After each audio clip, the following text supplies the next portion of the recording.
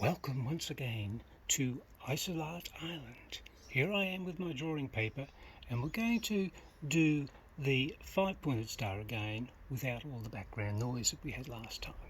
So, how do we do a 5-pointed star? Well, first we've got to have 5 points.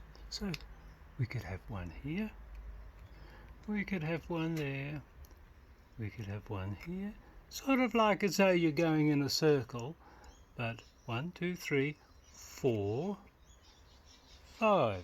5 points to make a 5-pointed star.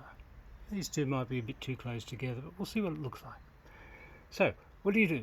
Well, you start with 1 point, and what you do is you say, I won't go to the neighbouring points, I'll go to one of the points opposite. So let's go down here,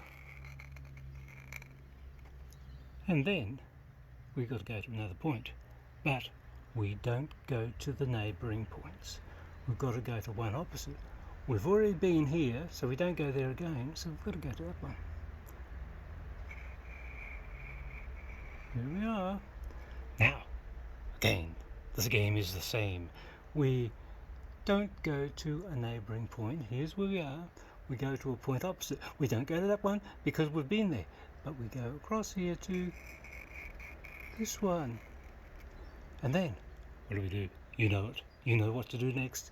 Oh, here I am. Yes, don't go to the neighbours. Don't go back to where we came from. And we go across here. So, getting close to a 5-pointed star, here we are. We don't go to the neighbours. We don't go back there because we've already been there. But we go across here, and we've got a 5-pointed star. Now, that's fairly easy. I talked last time about doing different lines, or making the points in different places. Let's do that. So, we might do a point there, a point there, a point there, a point there, but the trick is always never do all of the points in a straight line, and even if you do 2 in a straight line, 3 in a straight line, 2 in a straight line, they're always two are in a straight line because it's just 2.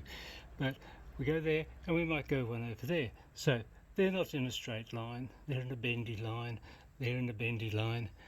Can we see that? Better put it up here. So, here we go. Let's go from this point. We don't go to the neighbours, we go across here. And once we're there, we say, okay, where do we go next? Don't go to the neighbour. Oh, that one didn't touch. Didn't make that touch. So, what do?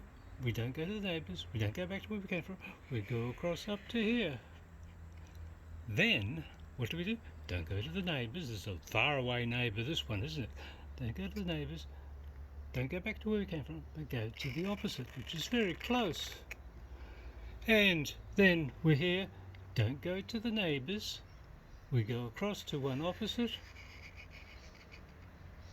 and then we're almost there.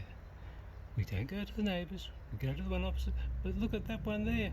It's a tiny, tiny, tiny, tiny little triangle, but it's still a 5-pointed star. This one has like a long leg going there, or you might say it has a long arm stretching out there, but it's a 5-pointed star. And what we did last time is I talked about, because you couldn't talk because I was doing the video here, we talked about using different types of lines. You could use a dotted line, you could use a zigzag line. There are many different types of lines that can be done. We could do a square box line, which is going there, like you're making a box, but you don't continue to make a box, you keep going, making a box, making a box, making a box. So you get a square box line.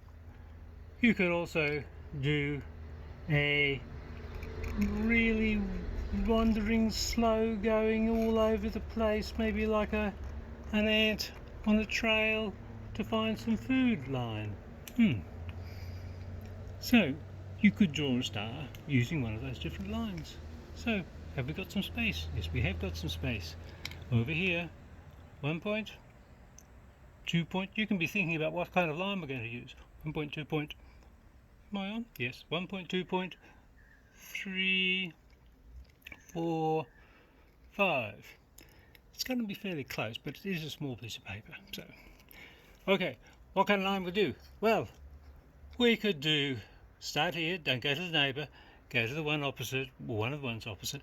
We might decide that we're going to do this really like an ant drawing and moving around the place looking for food line. This is going to be a very interesting start because I haven't done this before.